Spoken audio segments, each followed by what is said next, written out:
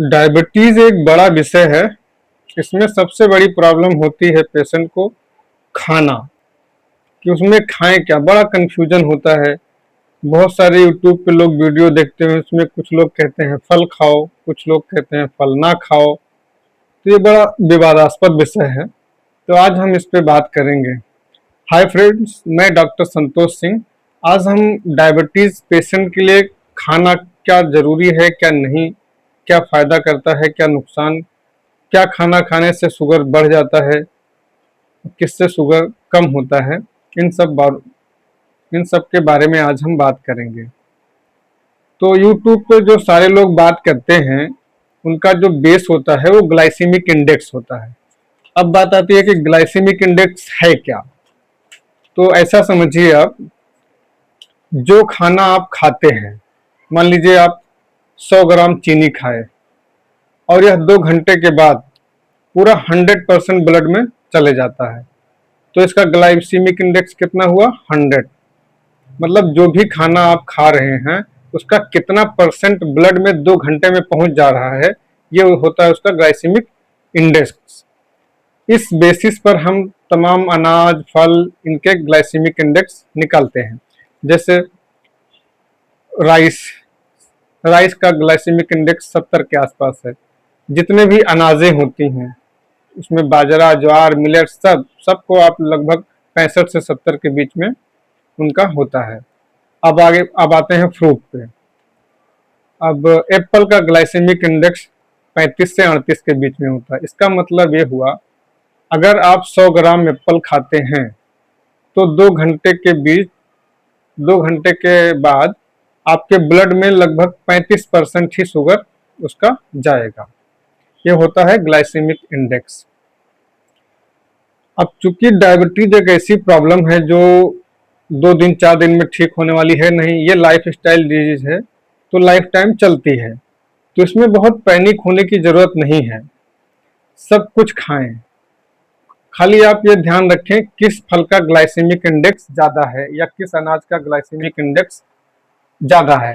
तो हम glycaemic index कम कर सकते हैं। कैसे कम करेंगे? उसमें आप फाइबर मिलाइए। फाइबर का मतलब हुआ, फाइबर हमारे बॉडी में पचता ही नहीं, जैसे आप खाएंगे वो वैसे निकल जाएगा।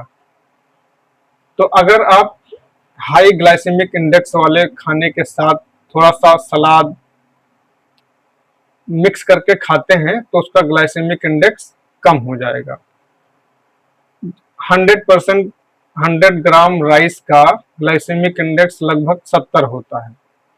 तो अगर आप 100 ग्राम कच्चा चावल पकाते हैं तो उसमें 200 ग्राम पानी डालेंगे तो पक के वो 300 ग्राम तैयार होगा। और इस 300 ग्राम का लगभग 70% ग्लाइसेमिक इंडेक्स है। तो इसको हम कैसे कम कर सकते हैं?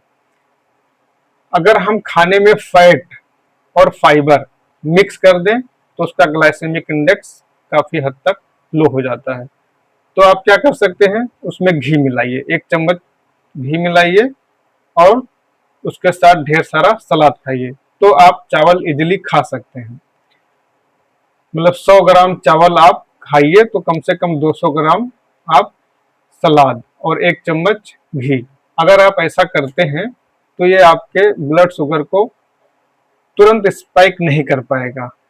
स्पाइक तो करेगा ही, क्योंकि 100 ग्राम आप राइस खा रहे हैं तो 70 ग्राम उसमें मिलेगा शुगर, लेकिन ये इसका प्रोसेस स्लो हो जाएगा। सडन आपके ब्लड में ये इंक्रीज नहीं कर पाएगा।